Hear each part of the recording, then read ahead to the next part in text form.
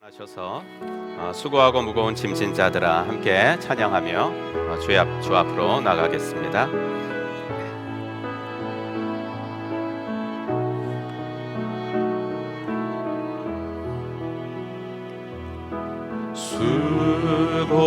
수고하고 무거운 짐진 자들아 다 내게로 오라 다 내게로 오라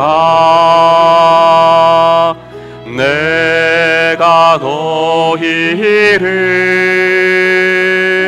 쉬게 하리라 내가 너희를 쉬게 하리라. 사도신경으로 우리의 신앙을 고백합니다. 전능하사 천지를 만드신 하나님 아버지를 내가 믿사오며 그 외아들 우리 주 예수 그리스도를 믿사오니 이는 성령으로 잉태하사 동정녀 마리아에게 나시고 본디오 빌라도에게 고난을 받으사 십자가에 못 박혀 죽으시고 장사한 지 사흘 만에 죽은 자 가운데서 다시 살아나시며 하늘에 오르사 전능하신 하나님 우편에 앉아 계시다가 저리로서 산 자와 죽은 자를 심판하러 오시리라.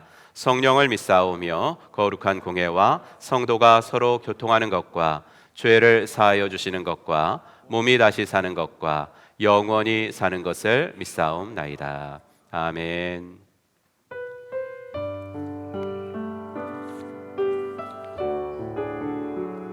보혈을 지나 하나님 품으로 함께 찬양합니다. 보혈을 지나 하나님 품으로 보혈을 지나 아버지 품으로 보혈을 지나 하나님 품으로 한 걸음씩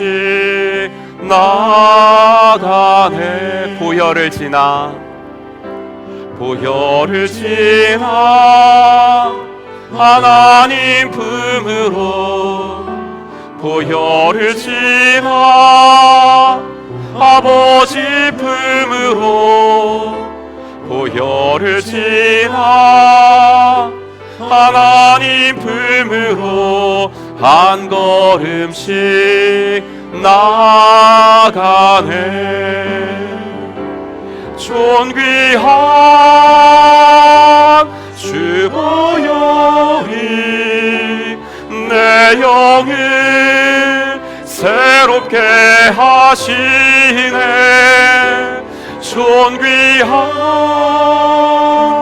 주 보혈이 내 영을 새롭게 하네. 보혈을 지나 하나님 품으로 보혈을 지나 하나님 품으로 보혈을 지나 아버지 품으로 보혈을 지나 하나님 품으로 한 걸음씩 나가네. 존귀한 주 보혈이 내 영을 새롭게 하시네. 존귀한 주 보혈이 내 영을 새롭게 하네. 우리는 세상으로부터 부름받은 하나님의 백성입니다. 또한 세상으로 보냄받은 그리스도의 제자입니다. 하나님을 기쁘게 찬양하는 예배자가 됩시다. 이웃을 열심히 구원하는 복음의 증인이 됩시다. 배움을 통해 그리스도를 본받는 성숙한 성도가 됩시다. 한 몸 된 교제를 나누는 건강한 지체가 됩시다. 아낌없이 사랑을 실천하는 봉사자가 됩시다. 그리하여 우리 모두 하나님을 영화롭게 하는 성령 충만한 공동체가 됩시다. 아멘. 자리에 앉으시고 우리 공동기도 제목 가지고 함께 기도하겠습니다. 하나님을 두려워하고 국민들을 위해 봉사할 수 있는 위정자들이 되도록 나라와 민족을 위해서 기도하고, 또 고난주간 시작됩니다. 특세와 또 한 끼 금식을 통하여 십자가를 더 깊이 묵상하는 한 주가 되기를, 또 쉴만한 물가 4월 15일에 있습니다. 온 교우들이 참여하고 또 예수 믿지 않는 VIP들이 초청되는 쉴만한 물가가 될 수 있도록 도와주시옵소서. 우리 세 가지 기도 제목드립니다. 함께 기도하겠습니다. 하나님 아버지, 주의 은혜 감사합니다. 오늘도 아버지 저희들을 붙잡아 주시고 아버지 하나 주의를 허락하셔서 예배드리러 나올 수 있도록 은혜 주셔서 감사합니다. 아버지 수고하고 무거운 짐을 지고 나왔으나 주님을 만나서 우리의 짐이 가벼워지도록 도와주시고, 주여 아버지 하나 우리의 아버지 하나님 모습들이 주 앞에서 다시 한번 정돈되어질 수 있는 복된 예배가 되어지도록 도와주시옵소서. 하나님을 두려워하고 국민들을 위해 봉사할 수 있는 위정자들이 될 수 있도록 하나님 인도하여 주시옵소서. 아버지 하나 대통령에게 올바른 리더십을 주시고, 그 주위에 있는 아버지 하나 정치인들이 아버지 하나님이여 그들을 아버지 하나님이여 그 자리에 세워주신 주님의 뜻이 무엇인지 아버지 잊지 않고 아버지 하나님이 헌신해 볼 수 있는 복된 아버지 하나님의 정자들이 되어지도록 인도해 주옵소서. 세워주신 한국교회가 시대적 교회의 사명을 바로 감당하게 하시고, 이 탈기는 회적인 아버지 세대 속에서 어떻게 하면 복음을 효과적으로 전할 수 있는지를 고민할 수 있도록 하나님 은혜를 더하여 주시옵소서. 아버지 고난주간입니다. 세와 함께 금식을 통하여서 십자가를 더 깊이 묵상하는 한 주가 될 수 있도록 도와주시고, 아버지 주의 십자가 더 나아갈 수 있도록 인도하여 주시옵소서. 온 교우들이 참여하고 VIP들이 초청되는 쉴만한 물가가 되기를 원합니다. 아버지 하나님이여, 어떻게서든지 예수 믿지 않는 분들이 예수 믿고 아버지 하나님이 하나님의 자녀가 되기를 원합니다. 아버지 하나 그 일에 우리들의 아버지 하나님이여 인생이 쓰여지기를 원하고, 아버지 하나님이여 우리들의 아버지 하나님 교회가 아버지 드려지기를 원합니다. 아버지 하나님께서 은혜를 더하셔서 아버지 하나님 믿음으로 아버지 하나님 사명 잘 감당할 수 있는 저희들 되어지도록 하나님 은혜를 더하여 주시옵소서. 준비하는 과정에서 은혜를 허락하여 주셔서 기쁨이 있어지게 하시고, 아버지 하나님이여 진실로 아버지 하나님이여 기도하는 중에 아버지 하나님이여 우리들도 아버지 먼저 행복해질 수 있도록 아버지 하나 함께하여 주시기를 간절히 원합니다. 오늘도 아버지 하나 귀한 아버지 하나님 예배를 통하여서 주의 영광 받아주시고, 우리들 가운데 하나님의 아버지 은혜가 아버지 충만한 복된 시간들이 되어지도록 우리 주의 은혜를 더하여 주시옵소서. 예수 그리스도의 이름으로 간절히 기도하옵나이다. 찬송가 148장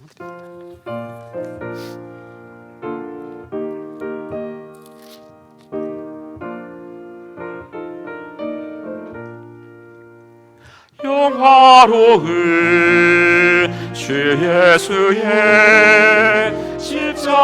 십자가를 생각하면 세상 부귀 모든 영화 은동한도 못하도다.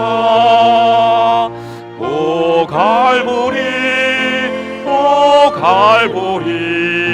주 예수 너를 위하여 십자가에 못 박히신 고배로우신 나의 주, 그 주께서 죽으실 때 성전 위장 찢어지고 구원의 길 여심으로 천국 기쁨 주셨도다. 오 갈보리 주 예수 너를 위하여 십자가에 못 박히신 고배로우신 나의 주, 그 주 예수 갈보리에 흘린 피와 물 가지고 나의 몸과 영혼까지 구속하여 주셨도다. 오 갈보리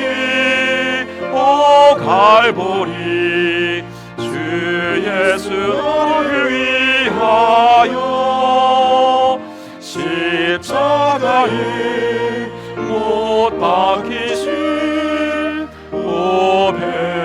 보배로우신 나의 주 구주 예수 나를 위해 십자가에 죽었으니 그 사랑에 감격하여 이 몸 주께 드립니다. 오 갈보리 오 갈보리 주 예수 나를 위하여 십자가에 못 박히신 보배로우신 나의 주. 아멘. 오늘 함께 읽을 하나님 말씀 마가복음 11장 말씀으로 같이 보겠습니다.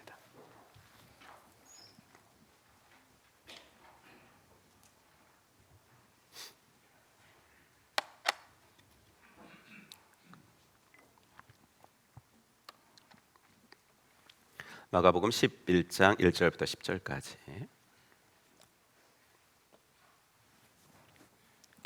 마가복음 11장 1절부터 10절까지 말씀입니다. 같이 읽겠습니다. 그들이 예루살렘에 가까이 와서 감람산 벳바게와 베다니에 이르렀을 때에 예수께서 제자 중 둘을 보내시며 이르시되 너희는 맞은편 마을로 가라. 그리로 들어가면 곧 아직 아무도 타보지 않은 나귀 새끼가 매여 있는 것을 보리니 풀어 끌고 오라. 만일 누가 너희에게 왜 이렇게 하느냐 묻거든 주가 쓰시겠다 하라. 그리하면 즉시 이리로 보내리라 하시니 제자들이 가서 본즉 나귀 새끼가 문 앞거리에 매여 있는지라. 그것을 푸니 거기 서 있는 사람 중 어떤 이들이 이르되 나귀 새끼를 풀어 무엇 하려느냐 하매 제자들이 예수께서 이르신 대로 말한대 이에 허락하는지라. 나귀 새끼를 예수께로 끌고 와서 자기들의 겉옷을 그 위에 얹어 놓음에 예수께서 타시니 많은 사람들은 자기들의 겉옷을 또 다른 이들은 들에서 벤 나뭇가지를 길에 펴며 앞에서 가고 뒤에서 따르는 자들이 소리 지르되 호산나 찬송하리로다. 주의 이름으로 오시는 이여 찬송하리로다. 오는 우리 조상 다윗의 나라여 가장 높은 곳에서 호산나 하더라. 아멘.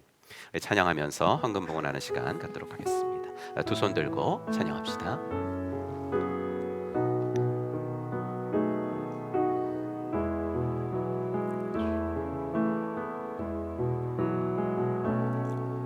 두 손 들고 찬양합니다. 다시 오실 왕 여호와께 오직 주만이 나를 다스리네. 나 주님만을 섬기리. 헛된 마음 버리고 성령이 연애하고 충만하게 하소서. 주님 앞에 내 생명 드리리라.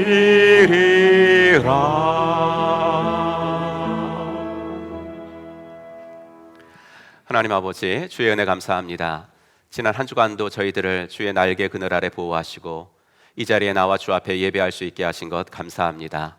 수고하고 무거운 짐을 가지고 나왔지만 주님 앞에 예배드리며 그 짐이 내려놓아질 수 있도록 도와주시고 우리 예수님만을 내 삶의 구주와 주인으로 모셔서 가벼운 삶 살아가게 하시고 행복한 삶 살아갈 수 있도록 인도하여 주시옵소서. 아버지, 지난 한 주간도 주님을 기쁘시게 해드리며 살기를 원했지만 마음이 연약하고 또 육신이 연약하여서 그러지 못한 것들 지금 생각나면 주님 앞에 구체적으로 회개할 수 있도록 도와주시고 아버지 한 정결한 마음 가지고 주를 배울 수 있도록 인도하여 주시옵소서. 하나님, 세워주신 아버지 한국교회와 아버지 이 땅의 모든 교회들이 이 탈기독교적인 세대 속에서 어떻게 하면 주의 복음을 효과적으로 전할 수 있을지 고민할 수 있도록 도와주시고 하나님, 우리 교회를 통하여서 그리고 저희들의 인생을 통하여서 한 명의 영혼이라도 예수 믿는 사람들이 생겨나는 일에 우리들의 인생이 드려지고 쓰임 받도록 하나님 인도하여 주시옵소서. 아버지 하나님, 그러기 위해서 더 기도하게 하시고, 아버지 하나님, 믿지 않는 자들과 만나는 일을 아버지 지속적으로 감당할 수 있도록 도와주시고, 아버지 그럴 때 그들에게 아버지 복음을 전할 때에는 우리의 입술에 담대함을 주시고 말의 권세도 허락하여 주시옵시고, 무엇보다도 우리의 말이 아버지 하나님 우리의 생활로 뒷받침되어질 수 있도록 하나님 인도하여 주시옵소서. 귀한 고난 주간을 보내기를 원합니다. 하나님 함께 하셔서 기도와 말씀으로 아버지 주님의 고난에, 주님의 십자가 앞에 조금이라도 더 가까이 나아갈 수 있는 복된 한 주간이 되어지도록 도와주셔서 아버지 부활주의를 즐겁고 아버지 기쁘게 맞이할 수 있도록 하나님 인도하여 주시옵소서. 아버지 오늘도 귀한 아버지 하나 헌금을 주님 앞에 구별하여 드렸습니다. 드린 손길 위에 복을 주시고 아버지 하나님의 헌금 연습을 통하여서 청지기의 삶을 훈련해 나가도록 도와주셔서 아버지 물질이 우리의 삶에 꼭 필요한 것이기는 하지만은 절대로 물질의 노예가 되지는 않도록 인도하여 주시옵소서. 오늘도 아버지 하나님의 말씀 앞에 우리들이 있사오니 아버지 하나님, 전하는 자나 듣는 자가 주의 앞에서 온전히 아버지 부복할 수 있도록 도와주시고, 또 오늘 아버지 기도의 삶 수료식을 통하여서 아버지 하나님여 저희들에게 또 주님께서 예비하신 은혜도 내려 주시옵소서. 예수님의 이름으로 축복하며 기도하옵나이다. 아멘.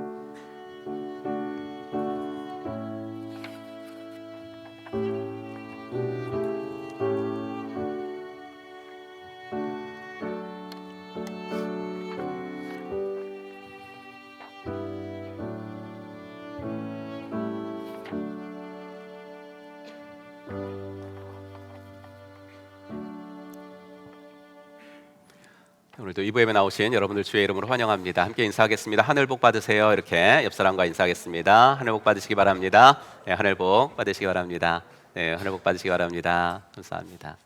네, 또 일주일도 수고 많이 하셨습니다. 감사합니다.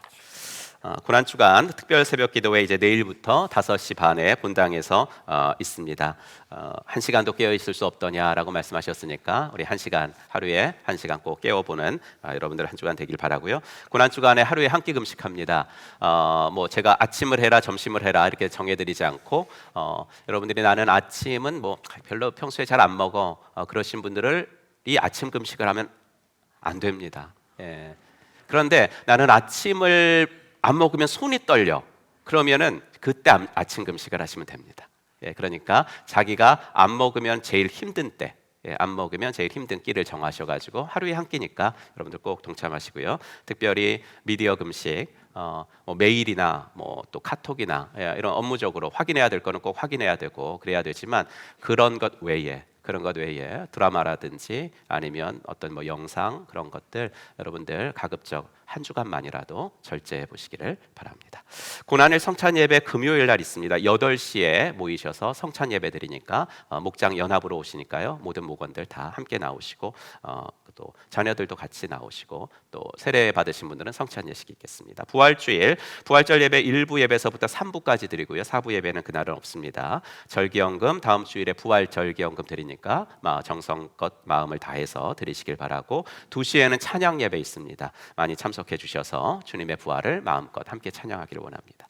제4회 VIP 초청 쉴만한 물가가 이제 코앞으로 다가왔습니다. 행복한 교회 하이 플리마켓에서 우리 천변에도 현수막 달았고요. 이제 그 저쪽 입구에도 달았습니다. 4월 15일 토요일 오전 11시부터 오후 4시까지 합니다. 11시부터 오셔서는 뭐 플리마켓도 볼 수 있고요. 공연은 2시부터 합니다. 또 먹거리라든지 포토존, 우리 또 포토존 또 운영을 하려고 합니다. 여러분들께서 지역 주민들과 함께 또 VIP들 꼭 초청하시고 간식 교환권이 있는 초대권을 나눠드립니다. 그래서 여러분들 VIP 또 오라고 하면서 뭐 이렇게 초대권을 줘야 오잖아요. 그래서 여러분들이 지금 나가시면서 그 로비에 그 안내위원들이 갖고 있을 테니까 나 그거 좀 필요합니다. 그러면은 꼭 받아가셔서 초대권 활용하시길 바랍니다. 목장에 아직 소속되지 않으신 분들 중에서 플리마켓에 내놓고 싶으신 물건이 있으신 분들, 지금 목장에서는 목장별로 지금 다 준비가 들어갔습니다. 근데 목장에 내가 아직 소속되지 않았는데 내가 이제 좀 물건을 좀 내놓고 싶다. 그런 분들은 이제 내일부터 여러분들의 교회 오실 때 가져오시면 되겠습니다. 중고등부 생명의 삶 수료식 어저께 19명의 친구들이 삶 공부 종강까지 다 했는데요. 오늘 3부 예배 우리 어른들과 함께 드리면서 수료식 있겠습니다. 제2기 기도의 삶 수료식도 광고 마치고 있겠습니다.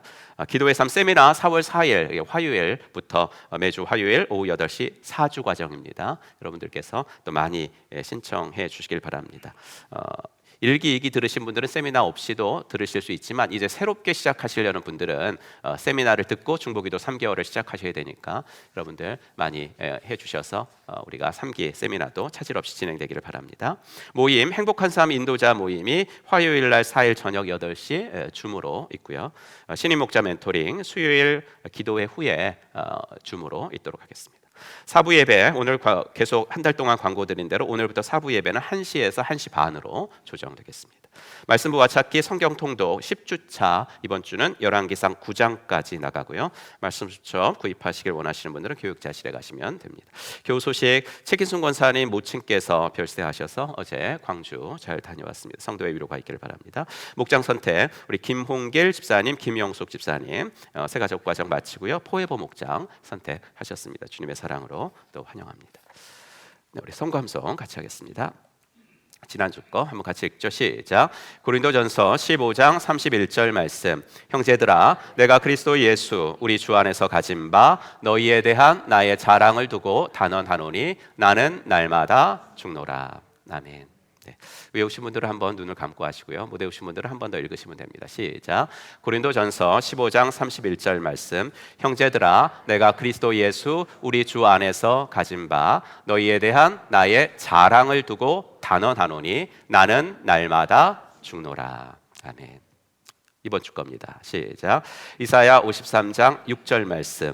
우리는 다 양 같아서 그릇 행하여 각기 제 길로 갔거늘 여호와께서는 우리 모두의 죄악을 그에게 담당시키셨도다. 아멘. 네. 이 시간에는 기도의 삶 수료식 먼저 하고 또 우리 찬양하도록 하겠습니다. 기도의 삶 수료식 PPT 좀 띄워주셨으면 감사하겠습니다.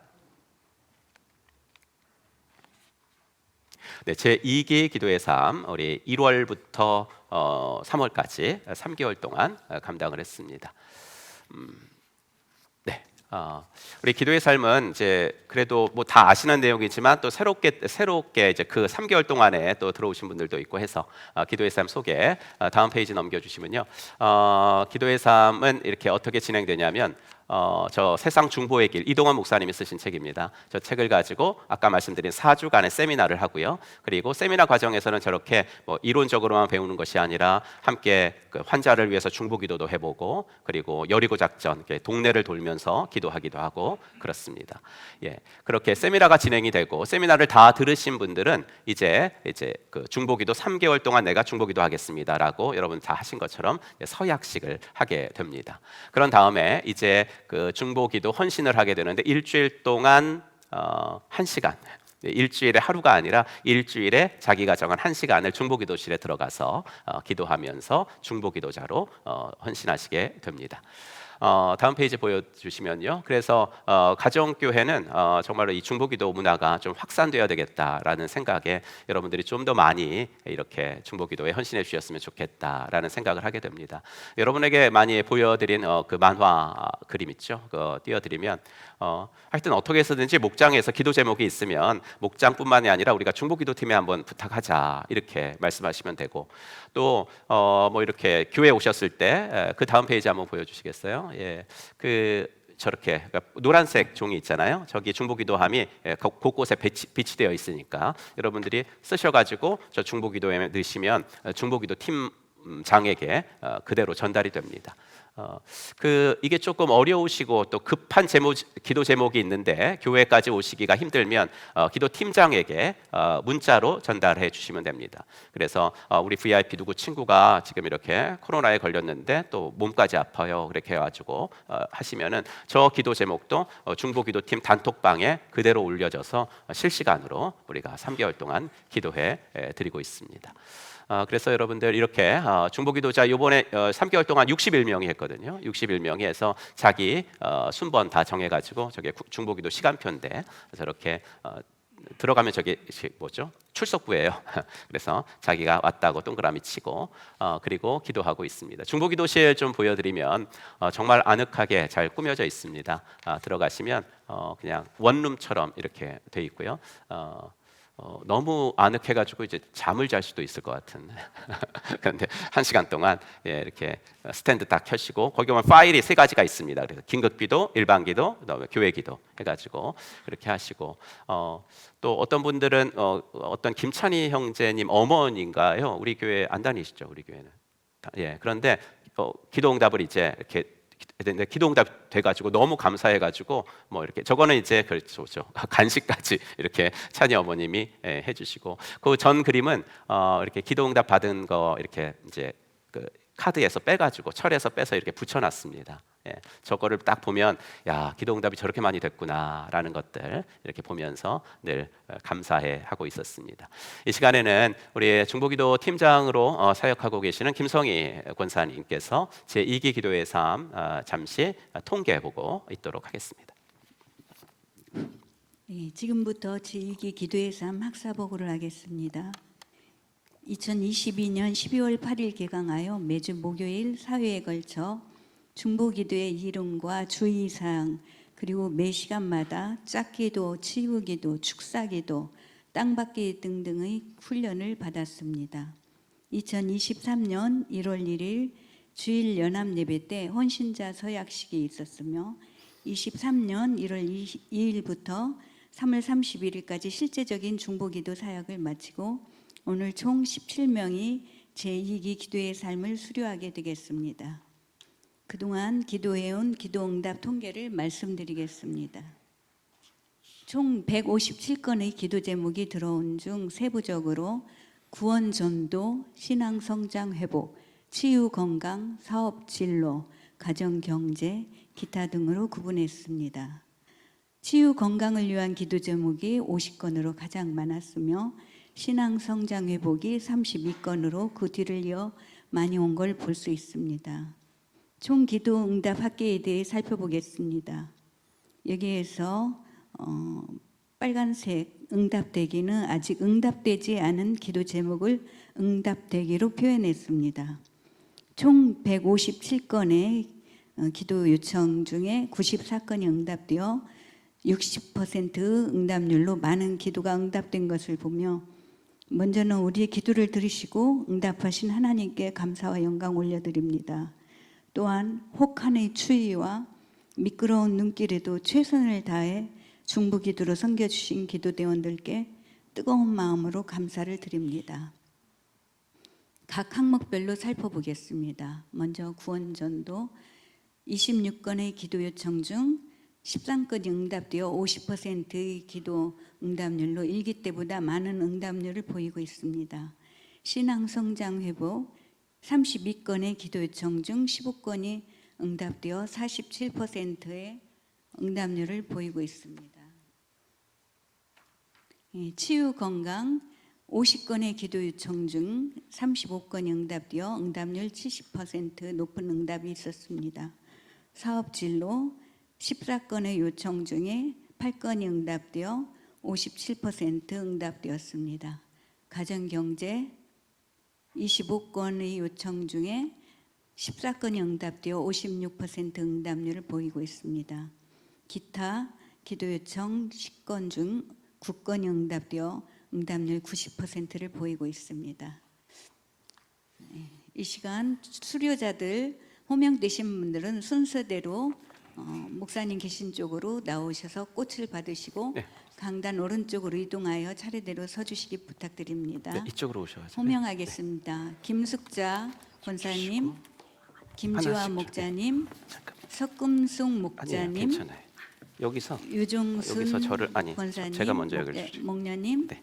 이미자 목녀님, 네. 이예은 집사님, 전현탁 집사님, 전효상 권사님, 한광동 목자님, 천은영 집사님. 네, 이대로 서 있으신지 모르겠네요. 네.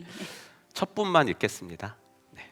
수료증 23-1호 이름 김숙자. 위 사람은 행복한 교회 제2기 기도의 삶을 통한 중보기도 사역을 성실히 감당하였으므로 이 증서를 수여합니다. 나는 너희를 위하여 기도하기를 쉬는 죄를 여호와 앞에 결단코 범치 아니하리라. 2023년 4월 2일 행복한 교회 담임 목사 손근석. 수고 많으셨습니다. 네. 감사합니다. 네. 감사합니다. 수료증 23-2호 이름 김지화 목사님. 네, 내용은 같습니다. 수고 많이 했어요. 네, 감사합니다. 네, 우리 류종순 권사님 23-3호 이름 류종순 권사님. 내용은 똑같습니다. 감사합니다. 네, 수고하셨어요. 네, 우리 석금숙 권사님 23-4호. 네, 내용은 똑같습니다. 네, 감사합니다. 수고하셨어요. 네. 이미자 권사님 23-8호 이미자 권사님. 내용은 똑같습니다. 수고하셨습니다. 네. 네. 이예은 집사님 23-9호 이름 이예은 집사님. 네, 수고 많으셨어요. 네, 감사합니다. 네. 네, 그다음에 우리 전현탁. 네, 23-12호 이름 전현탁. 네, 수고 많으셨습니다. 네, 고맙습니다. 한광동 목사님, 네, 13-17호 한광동 목사님, 네, 감사합니다. 수고 많으셨어요. 네, 네, 13-16호 이름 천은영 집사님, 감사합니다. 수고하셨습니다. 네. 네, 앞에 서 계신 분들 차려 인사 네, 다시 한번 큰 박수로 격려해 주시기 바랍니다. 들어가 주시면 감사하겠습니다. 네. 예, 언제 또 사진을 찍겠어요, 그죠? 예배 시간에 예배 시간에 이렇게 찍는 건 또 처음이다. 네, 감사합니다. 네, 네, 감사합니다. 네, 다시 한번 인사하시고 뜨거운 박수 들어가시죠. 부탁드립니다. 네, 광고 드리겠습니다. 제 3기 기도의 삶에 대한 광고 말씀들을 드립니다. PPT 보여주세요.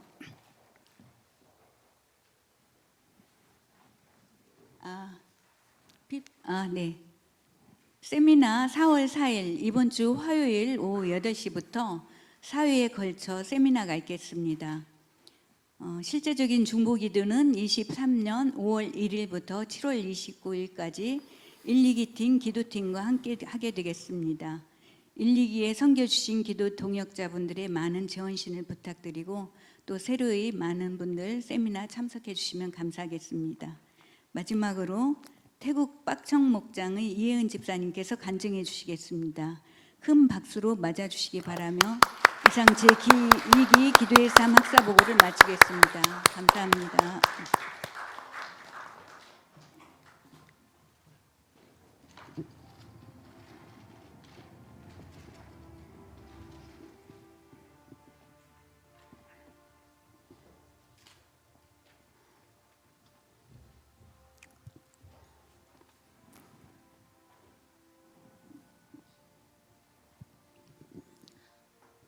안녕하세요. 태국 빡정목장 목원 이예은 집사입니다.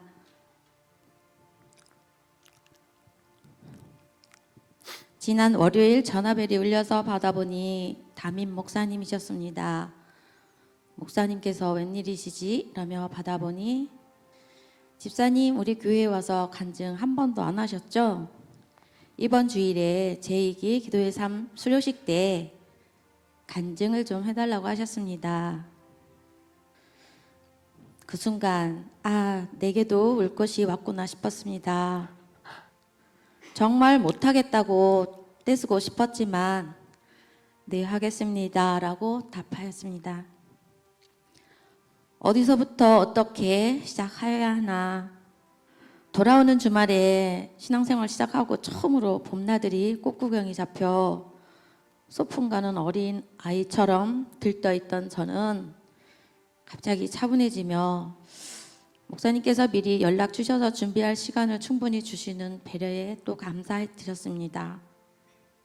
갑툭튀 이 말 아시나요?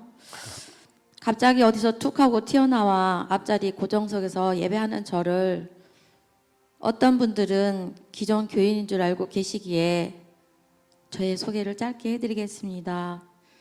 14년 전 흙수저인 저에게 자본 없이 생활이 곧 사업이 된다기에 저의 수저 재질을 동으로라도 바꾸고 싶어서 한국 토종기업인 다단계, 즉 네트워크 마케팅 사업 설명회에 참석하였고 탑 리더의 강연 내용 중 이 사업을 성공하려면 내 상위 스폰서를 사랑하고 하위 파트너를 사랑하면 성공한다기에 사랑하는 법을 배우려면 교회로 가면 되지 않겠어? 라며 알고 지내던 교회 집사님이 떠올랐고 근데 이 집사님은 왜 나에게 한 번도 교회 가자는 말을 안 했지? 라며 내일 어른 예배는 몇 시예요? 라고 문자를 보냈습니다. 답장은 할렐루야 11시예요. 내일 저랑 같이 가요. 라는 답장을 읽으며 교회 다니는 사람들은 좀 이상하다. 왜 자기 식으로 해석을 하는 걸까? 내가 간다고 한 것도 아닌데 라는 생각이 들었지만 싫지는 않았습니다. 다음날 저는 아침을 먹고 자연스레 씻고 나갈 준비를 하고 있는 저를 발견하고 피식 웃음이 나왔습니다. 저는 그만큼 성공하고 싶었습니다. 그렇게 저는 교회를 갔고 성전에 앉자마자 청년 팀으로 구성된 찬양팀의 찬양 소리가 귀에 들렸고 내용도 모른 채 눈물이 홍수를 이루며 그 즉시로 주님께 붙잡혔습니다. 이후로 그 집사님은 주일 저녁 예배, 수요 예배, 금요 예배, 새벽 기도, 구역 예배까지 지혜롭게 제가 저항할 수 없도록 잘 인도 양육해 주셨고 저는 마른 스폰지가 물을 흡수하듯 모든 예배를 사모하며 신앙생활을 하였습니다. 지금 직장은 근방에 있는 주야간 보호센터에서 인지 등급을 받으신 어르신들을 섬기는 일을 하고 있습니다. 교회는 코로나와 여러 가지 어려운 일을 겪게 되었습니다. 다니던 교회를 떠나 집에서 홀로 온라인 예배를 드리던 저를 하나님께서 행복한 교회로 인도해 주셨고 작년 3월 마지막 주일부터 행복한 교회에서 정말 행복한 신앙생활을 하고 있습니다. 주일 예배 때마다 목장연합 예배라고 하는데 아무리 둘러봐도 모든 성도님들이 매번 참석하신 분들인 것이 이상했고 세충 내기둥 교동문은 절기 예배 때 빼고는 바뀌지 않는 공동체 교동문이 낯설고 궁금했습니다. 9월 예수 영접 모임 후 태국 박청 목장 목원이 된 후 수원 평신도 세미나를 참석하면서 가정교회 개념을 알게 되었으며 성경 공부를 한 번도 안 해본 저는 물 만난 고기처럼 행복하게 11주 과정이 빠르게 지나갔습니다. 이어 제2기 기도의 삶 세미나도 신청하였습니다. 여러분 삶 공부 최고의 명강사님이 누구인지 아세요? 그분은 멀리 계시지 않고 저희 가까이에 계십니다. 전국을 다녀봐도 우리 담임 목사님만큼 강의 잘하신 분은 안 계실 거라고 믿습니다.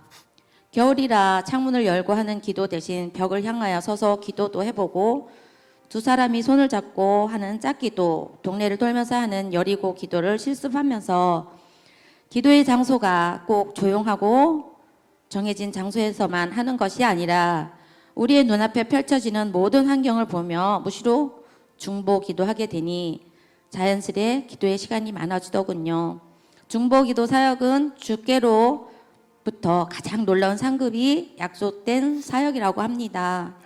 예수님께서 지금도 하나님 보좌 우편에서 저희들을 위하여 중보하고 계신다는 것도 우리는 잘 알고 있는 바입니다.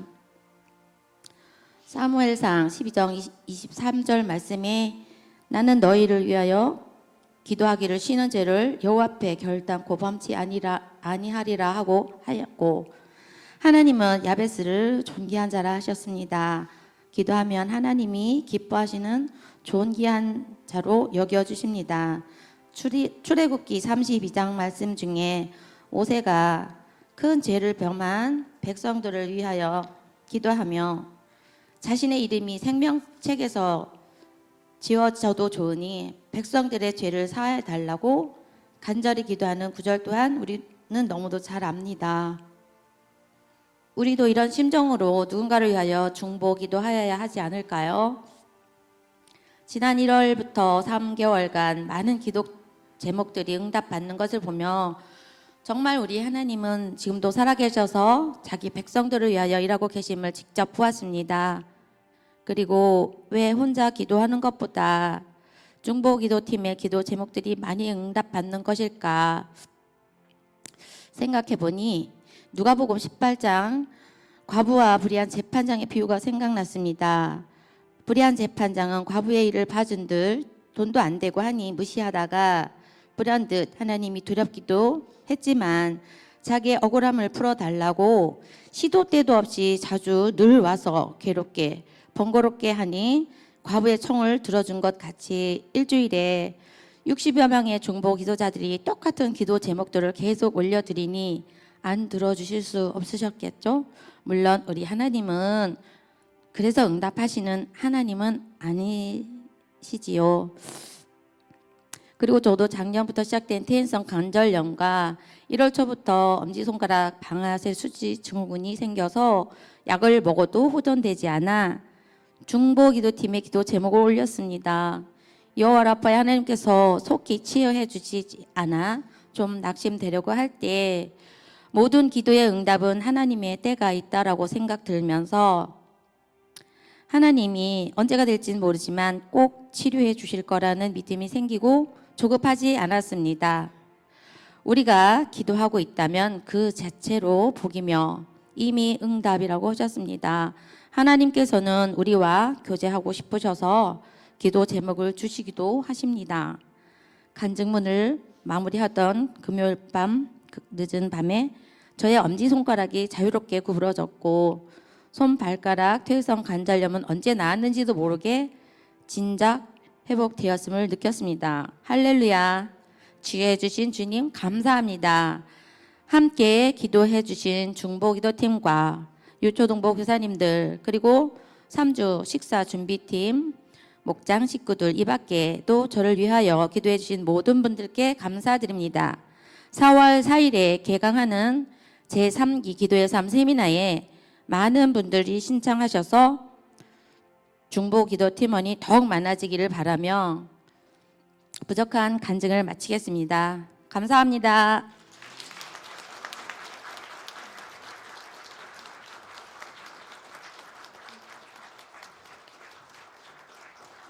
네, 오신 지 얼마 되지 않은데 또 여러 부분에서 또 봉사도 해주시고 또 간증까지 해주셔서 너무나 감사합니다. 이 시간에 우리 찬양하면서 호산나 찬양대 등단하시겠습니다. 찬양이 언제나 넘치면 은혜로 얼굴이 환해요. 우리 함께 찬양합시다. 찬양이 언제나 넘치면 은혜로 얼굴이 환해요. 성령의 충만한 모습을 서로가 느껴요. 할렐루 할렐루 손뼉 치면서 할렐루 할렐루 소리 외치며 할렐루 할렐루 두 손을 들고 주님을 찬양해요.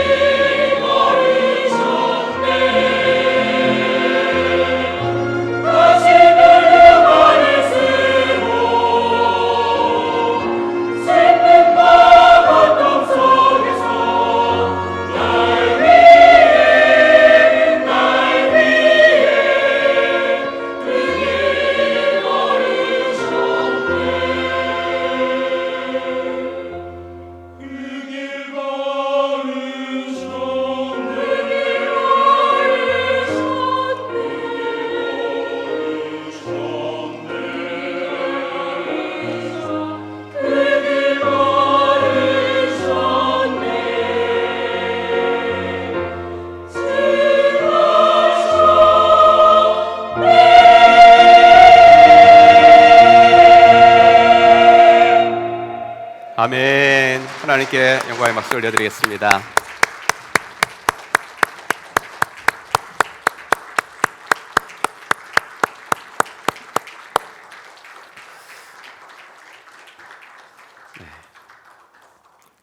이게 솔로가 있었던 곡이에요.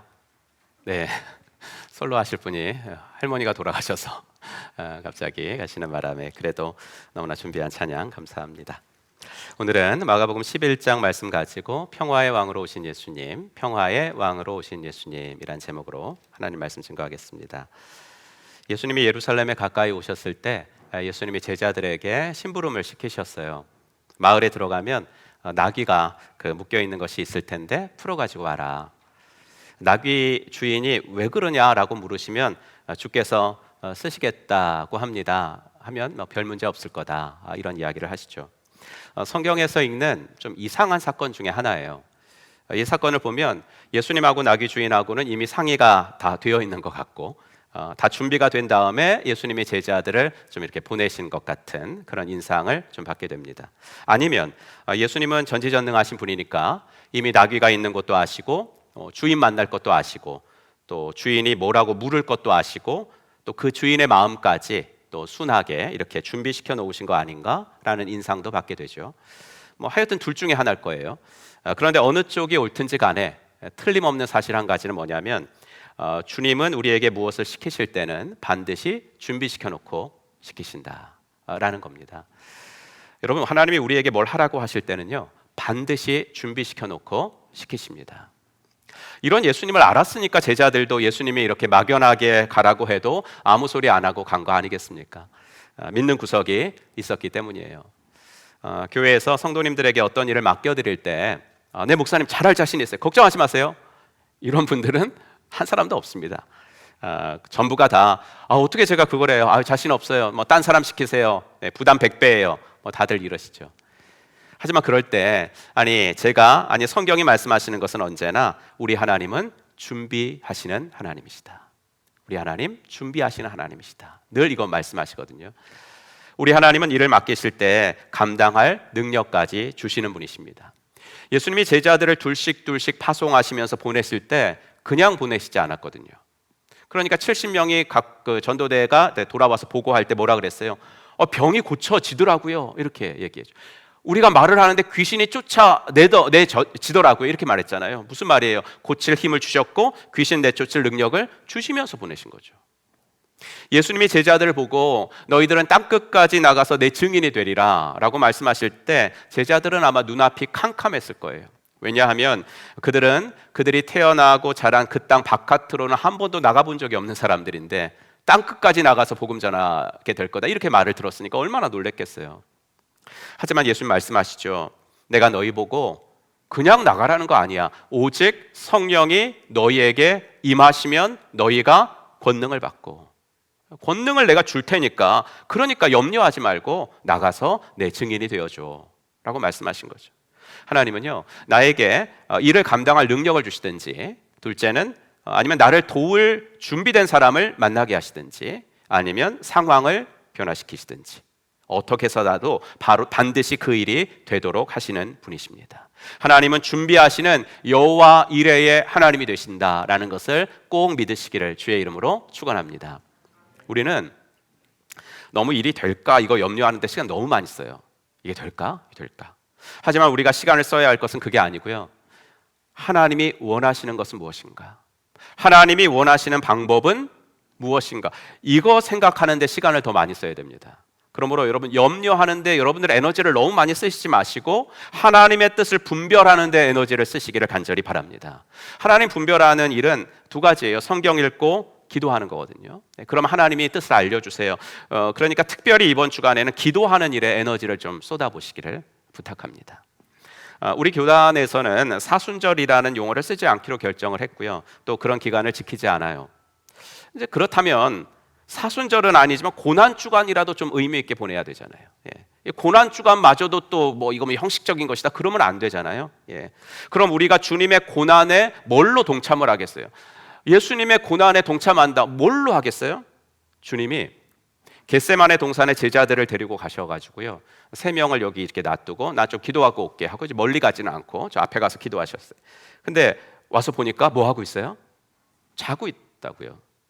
주님은 십자가를 지셔야 하는 때가 이제 코앞에 있어가지고 마음이 되게 힘드신데, 제자들은 그 예수님의 심적인 고통, 영적인 고통에 참여하는 것은 고사하고 자고 있었다는 거죠. 그래서 예수님이 뭐라고 하셨냐면 14장 37절 같이 읽을까요?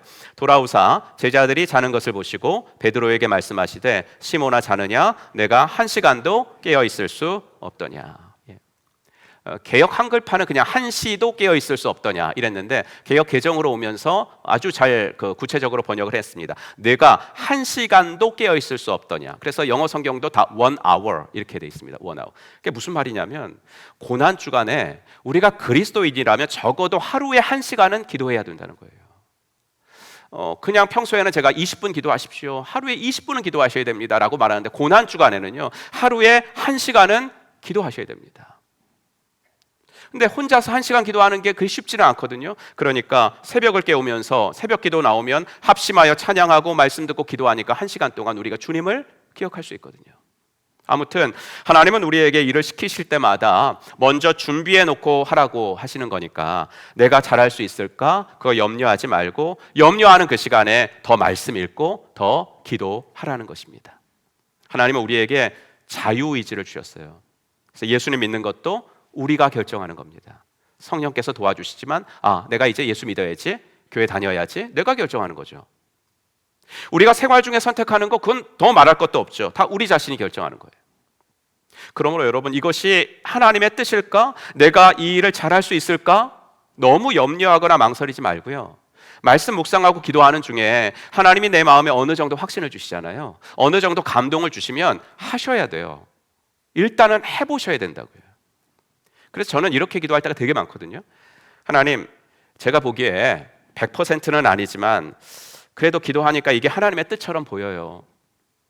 근데 하나님, 100%는 아니니까 제가 하다가 아닌 것 같으면 언제든지 말씀해 주세요. 그럼 고집 부리지 말고 언제든지 고칠게요. 언제든지 고칠게요. 여러분도 이런 마음 가지시고 편하게 결정하시면서 사시기를 주의 이름으로 축복합니다. 어떤 분들은 너무 하나님의 뜻 이거 이렇게 재다가 아무것도 못해요. 결정을 못한다. 하나님은 준비하시는 분이심을 믿고 여러분들의 생업을 사역의 장으로 만드시면서 하나님께 영광을 돌리시길 바랍니다. 여러분들의 직장 생활이 말이죠, 여러분들이 하시는 사업이 단순히 월급 타는 직장 생활이 되지 않았으면 난 좋겠어요. 여러분들이 하시는 사업이 그냥 사업 잘 돼가지고 내 식구 잘 먹고 잘 사는데 도움 주는 그런 수단을 넘어서서 하나님의 나라가 확장되는 일에, 하나님이 임재하셔서 하나님의 나라가 확장되는 일에 드려지고 쓰임받는 직장 생활과 사업장이 되시기를 주님의 이름으로 축원합니다. 가정도 맡기세요. 여러분들의 가정에 하나님을 주인으로 모시십시오. 내 자녀를 키워주실 분 주님이십니다. 고백하며 그렇게 가정을 꾸려나가세요. 교회 생활도요, 주님이 원하시는 사역을 하세요. 내가 원하는 일이 아니라 주님이 원하시는 일을 하세요. 취미 생활로 교회 다니지 마시고 헌신하세요. 내가 원하는 방법이 아니라 주님이 원하시는 방법으로 교회 일을 하세요. 그래서 교회 일에는 절대로 기도가 필요한 거예요. 기도하지 않고는 주님의 뜻을 모르니까. 오늘 이제 11시 예배에는 중고등부 친구들 수료식이 있어서 함께 예배 드리는데, 어제 이제 삼공부 수료 종강 여행을 우리가 애들이 갔다 왔잖아요. 아침 7시 반에 이제 여기서 떠났어요. 에버랜드를 가기 위해서. 근데 이제 7시 반에 저는 이제 광주로 장례식을 가는데 이제 애들이 막 오더라고요. 근데 왜 이렇게 이뻐 보여요? 예배 드리러 오는 것도 아닌데 놀러 오는 거거든요. 하루 종일 놀아야지. 제 아들도 아빠 4개는 타고 와야 되는데 4개를 탈 수 있을까? 뭐 그러면서 놀러 가는데 왜 이렇게 이뻐요? 여러분, 공부도 열심히 해야 하지만 놀기도 잘해야 된다고요. 예배도 당연히 잘 드려야 되고요. 너무 공부해가지고 노는 것도 못하고 예배 드리는 것도 못하고 우리 아이들이 그런 청소년 시절을 보내면 안 된다고요. 안타까운 건 뭐냐면요, 공부 잘하는 애들한테 난 물어보거든요. 너 왜 이렇게 공부 열심히 해? 물으면 대답이 딱 한 가지, 좋은 대학 가려고요. 여러분도 잘 아시듯이 그 CCC 교재에 나오잖아요. 계속 묻는 거예요, 질문. 좋은 대학 가서 뭐 하려고? 좋은 직장 취업하려고요, 목사님. 좋은 직장 취업해서 뭐 하려고? 남부럽지 않은 결혼 상대자 만나려고요. 그래. 남부럽지 않은 결혼해서 뭐 하려고? 그럼 나중에는요, 아무 대답도 못해요. 여러분, 아니거든요. 우리 아이들이 공부하는 목적을 알아야 되거든요. 내가 왜 공부하는지 이 목표를 주님 안에서 세워야 되거든요. 복음 위에서 세워야 되거든요. 그래야 그들이 원하는 것을 얻게 돼도 겸손한 사람이 되거든요. 그래야 그들이 원하는 것을 얻어도 허무해지지 않거든요. 원하는 것을 얻을 때에도 주위 사람과 좋은 관계 맺고 매력적인 크리스찬이 되려면 공부하는 목적을 주님 안에서 가져야 되거든요. 여러분, 이렇게만 하시면 걱정하실 필요가 없습니다. 여러분의 생업과 여러분의 가정과 여러분의 교회, 이 세 현장을 하나님이 일하시는 현장으로 만들면서 사시면 하나님께서 여러분들에게 능력 주실 거고, 그리고 준비된 사람을 만나게 하실 거고, 왜 어려움이 없겠어요? 하지만 사막에 길을 내시면서 그 일이 되도록 만들어 주실 줄로 믿습니다. 이 준비하시는 하나님을 신뢰하며 나아가시는 믿음의 종들 되시기를 주의 이름으로 축원합니다. 나귀를 타시고 예루살렘에 입성하시는 예수님 앞으로 사람들이 종려나무 가지를 깔고 흔들면서 환영을 해요. 그래서 영어로 오늘이 팜 선데이, 종려 주일이에요. 그러면 예수님께서 왜 굳이 나귀를 타시고 예루살렘에 입성하셨을까? 두 가지인데, 이유는 구약에 예언된 메시아가 바로 나다라는 것과, 둘째는 나는 너희들이 생각하듯이 로마와 전쟁을 해가지고 너희들을 구해주러 온 메시아가 아니라 나는 평화의 왕으로 왔다. 그래서 말이 아니라 나귀를 타신 겁니다.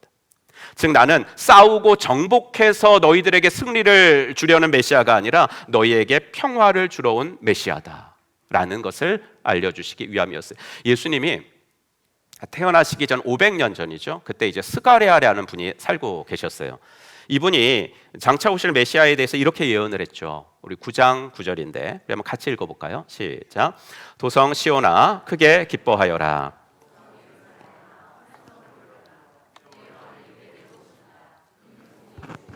구원을 베푸시는 왕이시다. 그는 온순하셔서 나귀 곧 나귀 새끼인 어린 나귀를 타고 오신다. 아멘. 이제 이런 예언이 스가랴서에 있다는 것을 모르는 유대인들은 없었거든요. 그러니까 예수님은 일부러 나귀를 타신 겁니다. 여러분, 예수님은 이 세상의 평화의 왕으로 오셨습니다. 오직 예수님만이 참된 평화를 우리들에게 주실 수 있어요.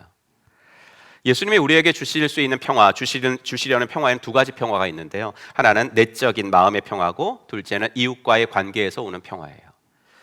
여러분, 내가요, 내적인 평화를 못 누리는 이유가 뭐예요? 우리가 내적인 평화를 못 누리는 이유가 뭐죠? 장래에 대한 불안 때문이에요. 장래에 대한 염려 때문에, 노후에 대한 불안 때문에.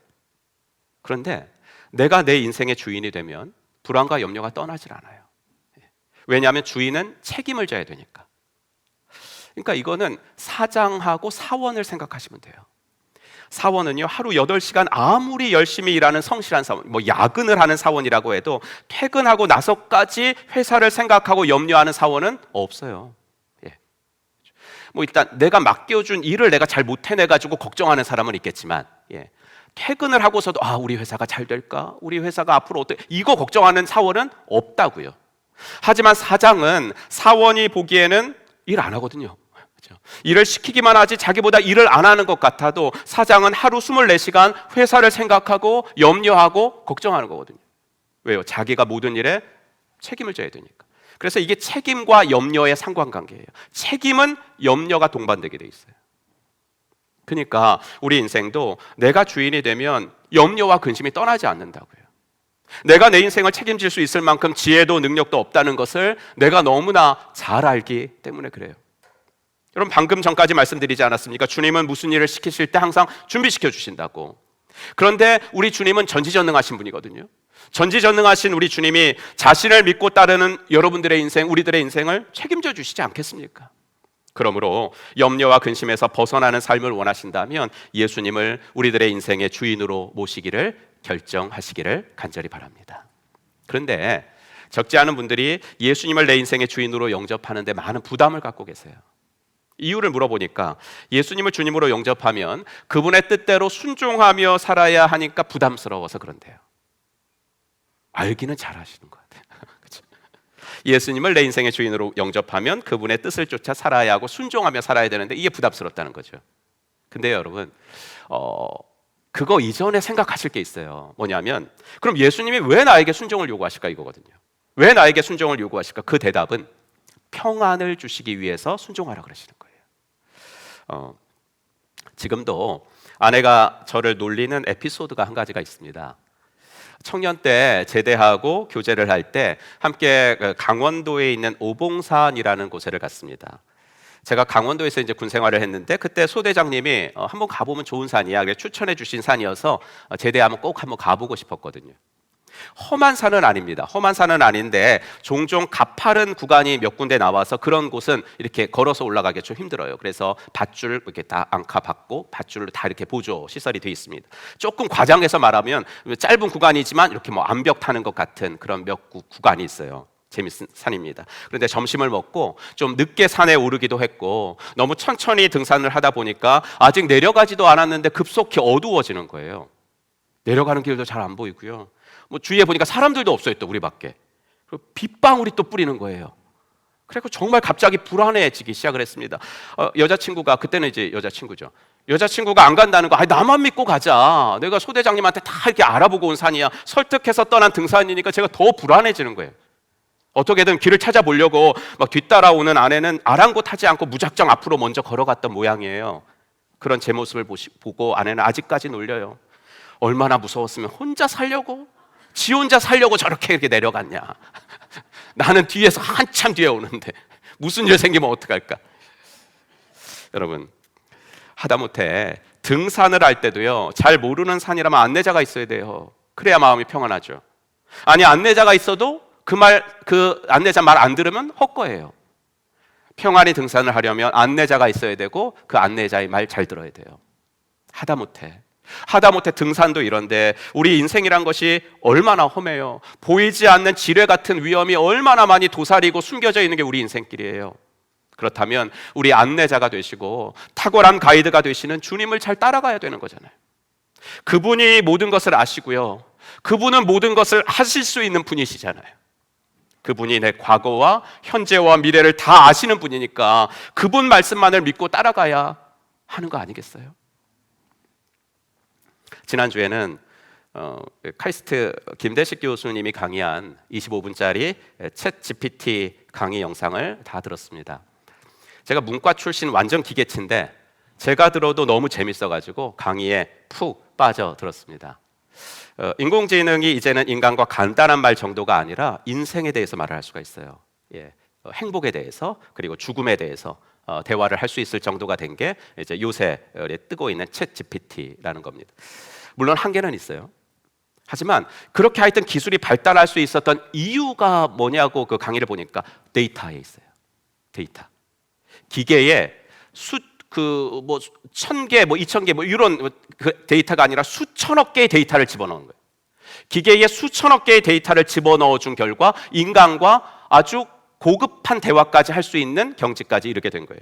여러분, 오래전에 이세돌 기사하고 알파고 바둑 대국 벌일 때 있잖아요. 그때 이랬잖아요. 인간 바둑 기사 이세돌 같은 사람은 1초에 몇 수 정도를 보는데 알파고는 그것과는 비교할 수 없는 많은 경우의 수를 본다. 그러니 인간은 기계를 이길 수 없다. 이런 얘기. 여러분, 제가 한번 여쭤볼게요. 그렇다면 이세돌은 그렇게 보고 알파고는 그렇게 보면 하나님은 몇 수를 보실까요?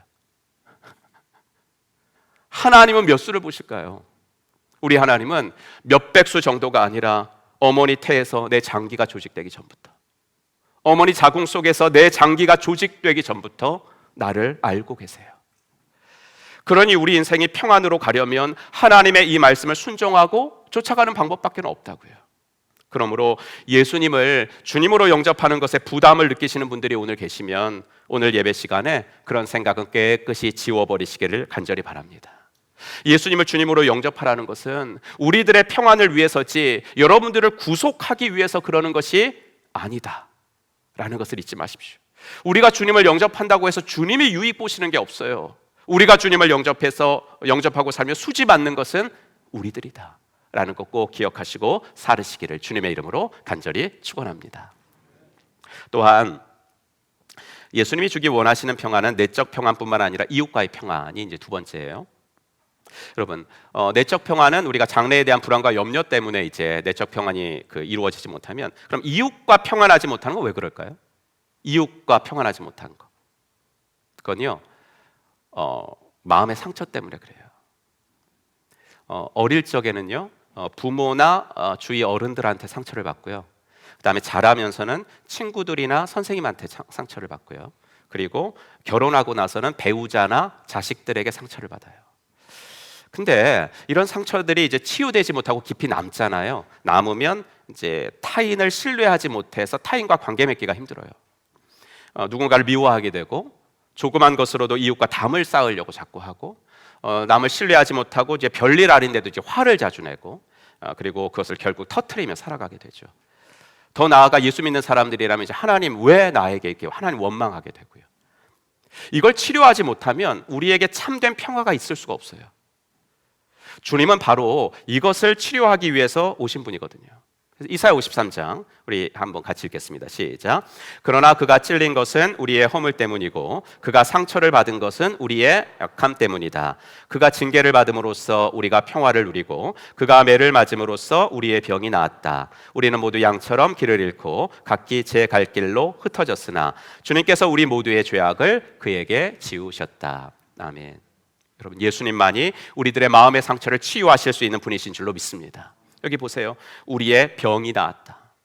이걸 난 안 아픈데 뭐 이렇게 생각하시면 이 말씀이 나에게 다가오지 않아요. 하지만 현대인들 중에 마음의 병이 없는 사람은 없거든요. 그 병을 하나님께서는 치료해 주시기를 원하시는 거예요. 그런데요, 그 상처는 나는 가만히 있는데 예수님이 의사가 되셔가지고 막 수술해 주시는 그건 아니에요. 예수님은 진정한 의사로 오시긴 했는데, 예수님이 의사이신 건 맞는데 그분이 사용하시는 수술 도구는 내가 제공을 드려야 되는 거예요. 내가 그 수술 도구를 제공해 드려야 그거를 사용하셔가지고 우리의 마음을 치유하시는 거예요. 그 도구가 뭐냐면 회개와 용서라는 도구예요. 우리가 회개할 때, 특별히 우리가 용서를 할 때 주님은 우리 마음의 상처를 근본적으로 치유하시고 그로 인해 이웃과 화평하면서 살 수 있게 해주시는 거예요. 심리학자나 정신과 의사 선생님들도 나름대로 역할이 있죠. 우리가 마음의 병이 있고 그럼 정신과 가잖아요. 상담 받죠. 근데요, 하나님을 모르는 심리학자, 하나님을 모르는 정신과 의사는 그냥 잠시 우리 마음에 감정적으로 이렇게 좀 쌓여 있는 거 있죠. 그거를 노출시키는 것을, 또 해소시키는 것을 도와주는 것밖에 없어요. 그러니까 이런 거예요. 그러면 난로에 얹은 물주정가가 막 끓어요. 막 끓어요. 그래갖고 막 넘치고 그럴 때 뚜껑 연다고 문제가 해결돼요? 뚜껑 열면 삐 하는 소리는 없어질지 모르죠. 하지만 뚜껑 닫으면 다시 넘쳐요.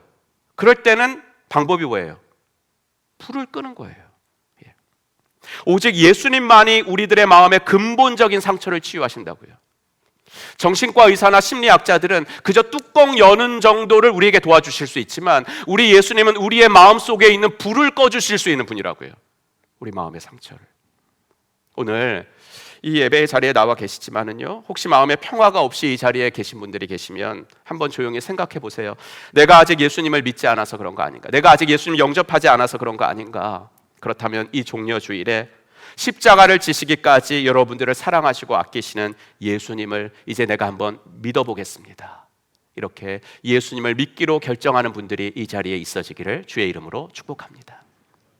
두 번째로, 난 주님 영접했는데 왜 마음에 평화가 없을까?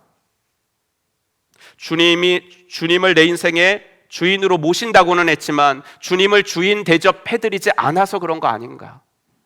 주님만이 내 길을 인도해 주신다는 것을 알면서도 어떤 부분에서는 내 뜻과 내 주장, 내 고집을 피우면서 사는 부분이 계속 있어가지고 내 인생이 자꾸 이렇게 꼬이고 내 인생에 고뇌가 있는 것은 아닌가? 그렇다면 이제 내 삶의 주도권을 주님 앞에 내어드려야 되는 거예요. 부분들마다 주도권이 있어가지고 어떤 부분은 주님 앞에 주도권을 이양을 했는데, 예를 들면 물질의 부분에서는 아직까지 주도권을 이양을 못해. 자녀 교육의 문제만큼은 아직까지도 주님께 내 주도권을 이양을 못한다고요. 그럴 때 하나님, 이것마저도 내가 주께 이양할게요. 그러면 여러분들의 마음에 내적인 평화가 오는 거예요. 세 번째로, 내가 주님을 영접해서 믿는다고 하는데 왜 이웃과의 관계 속에서는 갈등이 있고 평안이 없을까? 그렇다면 오늘이라도 용서해 줄 건 용서하고 용서를 구해야 할 건 용서 구하고, 그렇죠? 이 두 가지, 용서해 줄 건 용서하고 용서 구할 건 용서 구하고, 그렇게 살면서 이웃과의 관계에서 맺힌 것을 풀어내며 살아가야 되는 거예요. 여러분, 종려주일이 2000년 전에 있었어요. 그게 2000년 후를 살아가는 우리들에게 무슨 의미가 있죠?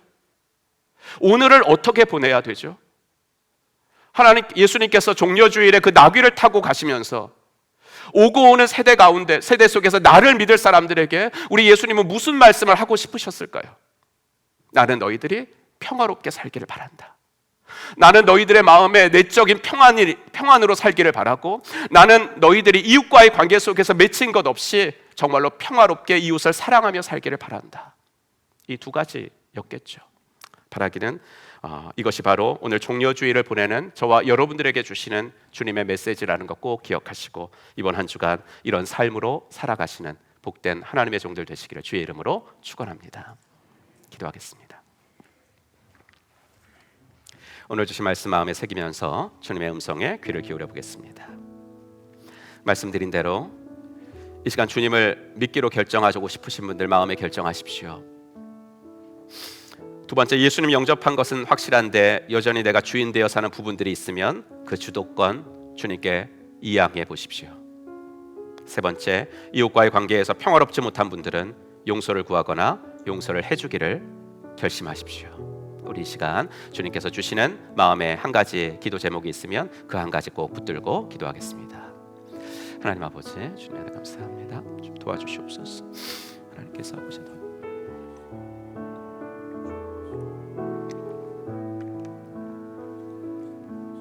아버지 하나님, 주께서 은혜를 더하시고 오늘도 아버지 하나님 이 자리에 저희들이 나왔습니다. 하나님께서 주시는 힘으로 나아갑니다. 주여 아버지 하나님 함께하여 주셨소. 아버지 하나님 예수 안에서 다시 한번 아버지 하나님 주 앞에 온전히 나아갈 저희들 되어지도록 인도하여 주시옵소서. 아버지, 이 종려주일에 작은 것 하나라도 결심할 수 있도록 도와주시고, 아버지 하나님 내 마음의 내적인 평화와 이웃과의 관계 속에서 평화를 원하시는 주님이신 줄로 믿사옵니다. 우리 아버지 은혜를 더하시고 아버지 하나님 함께하신 하나님의 역사를 경험하는 저희들 다 되어지도록 주님 도와주시옵소서.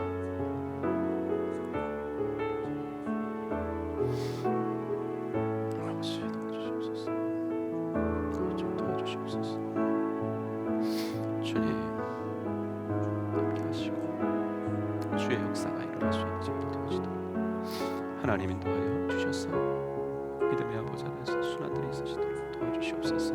감사합니다. 도와주시옵소서.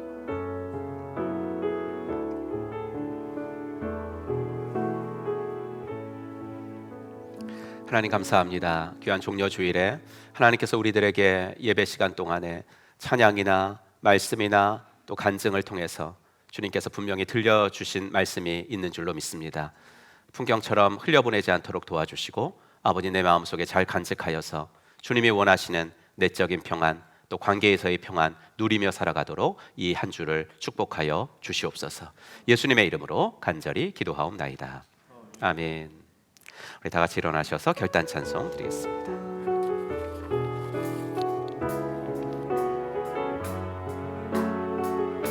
아무도 예배하지 않는 그곳에서,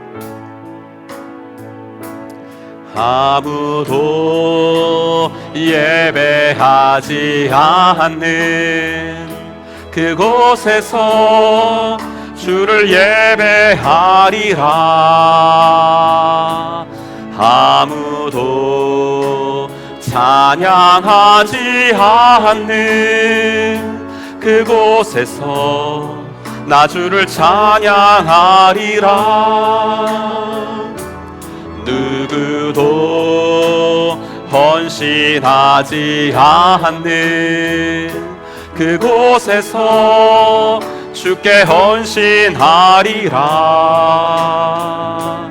누구도 증거하지 않는 그곳에서 나 주를 증거하리라. 내가 밟는 모든 땅 주를 예배하게 하소서. 주의 보혈로 덮어지게 하소서. 내가 선 이곳 주의 거룩한 곳 되게 하소서. 주의 향기로 우리 두 손 높이 들고 주님을 찬양합니다. 내가 밟는 모든 땅 주를 예배하게 하소서. 주의 보혈로 덮어지게 하소서. 내가 선 이곳 주의 거룩한 곳 되게 하소서. 주의 향기로 물들이소서. 이제는 허물과 죄로 영 죽었던 우리들을 십자가 구속으로 살려주신 우리 구주 예수 그리스도의 은혜와 아들을 이 땅에 보내주신 하나님의 지극하신 사랑과 성령 하나님의 감화, 감동, 위로, 충만하심이 오늘도 주님을 내 삶의 구주와 주인으로 모셔서 내 내적인 평화 그리고 관계에서의 평화를 누리며 살아가기로 마음속에 다짐하고 돌아가는 사랑받는 당신의 자녀분들 머리 위에 이제로부터 영원토록 함께 있을지어다. 아멘.